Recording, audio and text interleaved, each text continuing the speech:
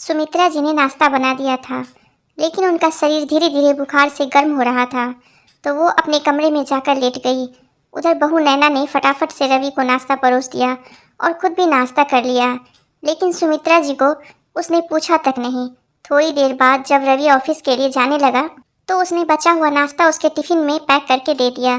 फिर वह अपनी सास के पास आई और कहने लगी, मम्मी जी क्या हुआ, आप फिर से सो गई? तो उसकी सास कहने लगी, बहू मुझे बुखार जैसा लग रहा है। तब नैना हंसते हुए कहने लगी, लेकिन मम्मी जी मैंने तो अपनी सहेलियों को आज लंच पर बुलाया था, 10-12 सहेलियां आने वाली हैं। आप ये बुखार की गोली ले लीजिए, दोपहर तक ठीक हो जाएंगी। तो लंच बना दीजिएगा।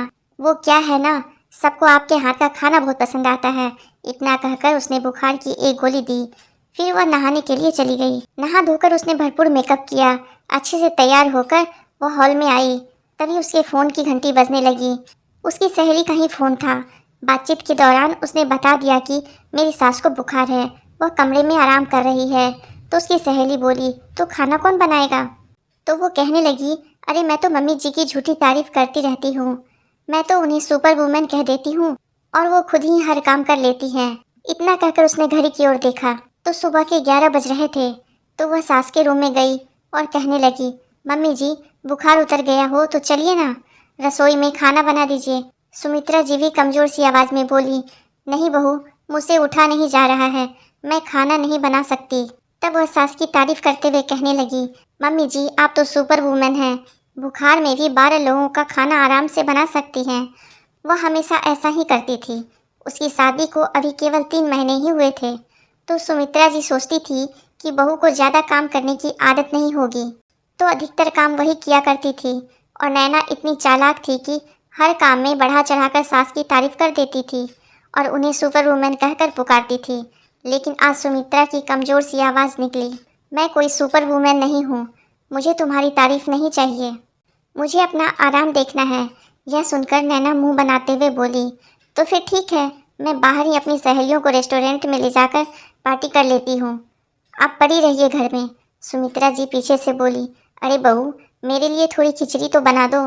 नैना कहने लगी, आकर बना दूंगी, अभी मुझे देर हो रही है। इतना कहकर वह बाहर से ताला लगाकर निकल गई। सुमित्रा जी बुखार से तप रही थी। वह चुपचाप लेट गई। उनका सिर ज़्यादा गर्म होने लगा। तब उन्होंने पास पड़े हुए दुपट्टे को गीला करके अपने माथे पर रखा। थोड़ी देर में दवाई ने असर दिखाई तो उनका बुखार उतर गया। वह पसीने से लथपथ हो चुकी थी। धीरे धीरे कदमों से चलते हुए वह हॉल में आई। उन्हें हल्के हल्के चक्कर भी आ रहे थे, लेकिन सुबह से उन्होंने कुछ खाया नहीं था तो उन्हें भूख भी लग रही थी। वह किचन में गई और धीरे धीरे दाल चावल धोकर एक कुकर में खिचड़ी चढ़ाई। खिचड़ी खाने के बाद उन्हें थोड़ी राहत मिली। उन्होंने दवाई खाई और फिर से बिस्तर पर लेट गई।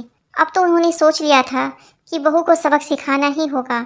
शाम को नैना घर आई। उसने ताला खोला तो उसके रोंगटे खड़े हो गए, क्योंकि सास तो घर में कहीं थी ही नहीं।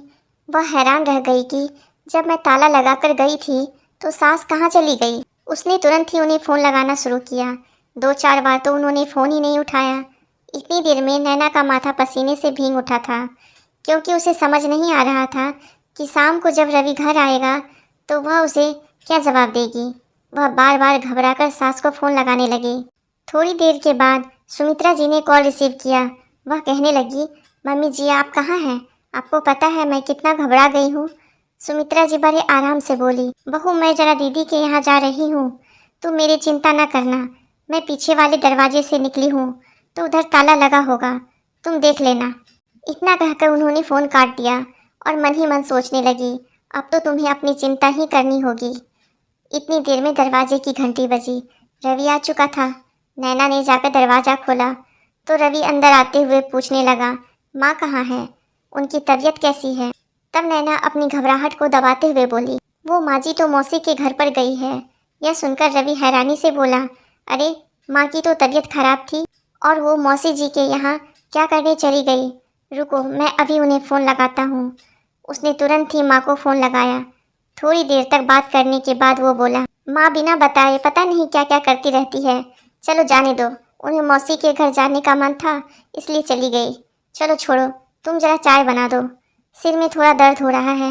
नैना चुपचाप वहाँ से चाय बनाने के लिए चली गई। उसे बहुत अजीब लग रहा था कि सास ऐसे कैसे अचानक मौसी के घर चली गई। अब रात का डिनर भी उसे ही बनाना था और उसे बहुत आलस आ रहा था। दोपहर में ही उसने रेस्टोरेंट में खाना खा लिया था तो उसके पेट में जलन हो रही थी। इधर रवि कहने लगा, मुझे भूख लग रही है, डिनर कब बनाओगी? तो वह मन मारकर रसोई में पहुंची। फ्रिज में से उसने सब्जियां निकालकर काट ली, लेकिन मसाले के डिब्बे ढूंढते ढूंढते परेशान हो गई, क्योंकि उसे तो कुछ पता ही नहीं था। सारा काम तो वह सास से करवा लिया करती थी। अब सब्जी रोटी बनाने में ही उसके पसीने छूट गए थे।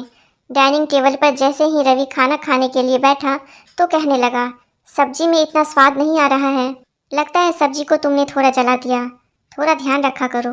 रवि ने वैसे तो प्यार से ही बोला था, लेकिन नैना की आंखें आंसुओं से भर आई। वह सोचने लगी, कितनी मेहनत से मैंने खाना बनाया, फिर भी इन्हें सब्जी जली हुई लग रही है।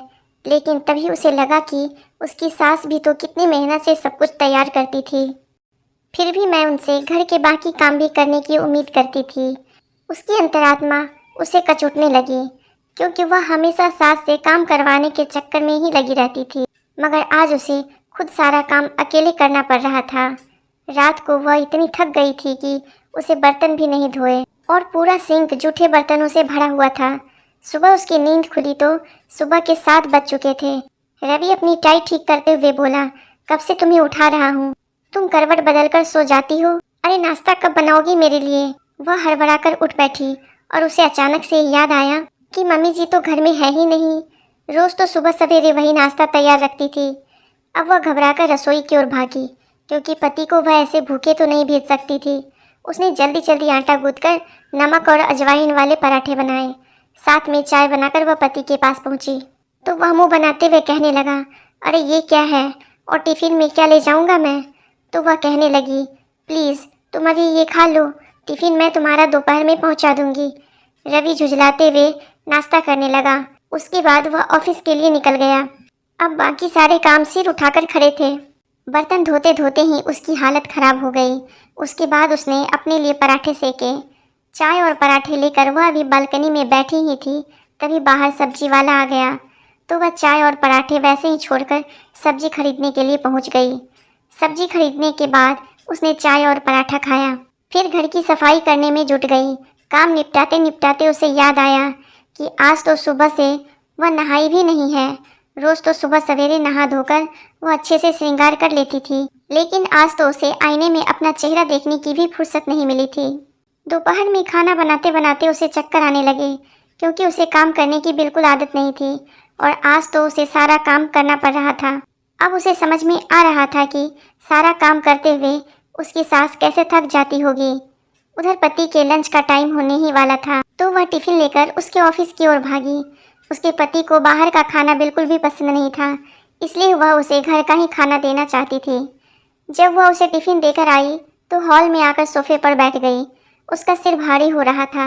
उसने तुरंत ही अपनी सास को कॉल लगाया और पूछने लगी, मम्मी जी आपकी तबीयत कैसी है? तो वह कहने लगी, पहले से बेहतर हूँ बहू, यहाँ पर मुझे बहुत आराम मिल रहा है, जल्दी ही ठीक हो जाऊंगी। अब नैना झिझकते हुए बोली, माँ जी आप जल्दी से घर आ जाइए, मुझे आपके बिना अच्छा नहीं लग रहा है। तब सासू माँ व्यंग से बोली, तुम्हें अच्छा लगेगा भी कैसे, सारा काम जो करना पड़ रहा होगा। तुम तो बहाने बना बनाकर सारा काम मुझसे करवाती रहती थी ना। जब तुम फ़ोन पर अपनी सहेली से बात कर रही थी तो मैं सब सुन रही थी। मुझे बहुत हैरानी हुई थी कि तुमने मेरे साथ ऐसा किया, लेकिन अब मैं सुपर वुमेन का सर्टिफिकेट लेने के लिए इतना सारा काम अकेले नहीं करूँगी। तुम घर की बहू हो तो तुम्हें भी अपनी जिम्मेदारियों को संभालना होगा। कल को मैं इस दुनिया में नहीं रहूँगी, तब भी तो तुम्हें ही काम करना पड़ेगा। तो फिर मेरे रहते हुए क्यों नहीं कर सकती? बहू का थोड़ा सुख मुझे भी लेने दो।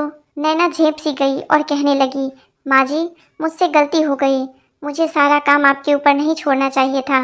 बहाने बना बनाकर और आपकी तारीफ कर करके मैं काम से बचती रहती थी, लेकिन आज जब अकेले सब कुछ कर रही हूँ तो समझ में आ रहा है कि मैं आपके साथ कितना गलत कर रही थी। प्लीज़ मुझे माफ़ कर दीजिए, आगे से ऐसी गलती कभी नहीं होगी। अब घर के काम मैं ही करूँगी, आपको कुछ नहीं कहूँगी। मैं तो बस आपसे माफ़ी मांगना चाहती थी, इसलिए आपको फ़ोन किया। उसकी यह बात सुनकर सुमित्रा जी को थोड़ी राहत मिली कि कम से कम बहू को समझ में आया कि वह गलत कर रही थी। 5 दिनों बाद वह घर वापस आ चुकी थी। सुबह सवेरे बहू ने नाश्ता बनाया था और वह बाकी के काम कर रही थी। तब सुमित्रा जी ने कहा, लाओ बहू, मैं सब्जी काट देती हूँ। आखिर मैं भी बैठे बैठे क्या करूँगी, जितना हो सकेगा मैं भी तुम्हारी मदद करूँगी, लेकिन कभी मुझे सुपर वुमन कहकर मुझ पर अत्यधिक काम का दबाव मत डालना बस। नैना ने धीरे से सहमति में सिर हिलाया और सब्जी लाने के लिए रसोई की ओर चल पड़ी। मिलकर काम करेंगे तो रिश्ते भी मजबूत होंगे और घर भी खुशहाल रहेगा। तो दोस्तों, अगर आपको कहानी पसंद आई हो तो कमेंट करके ज़रूर बताइएगा। धन्यवाद।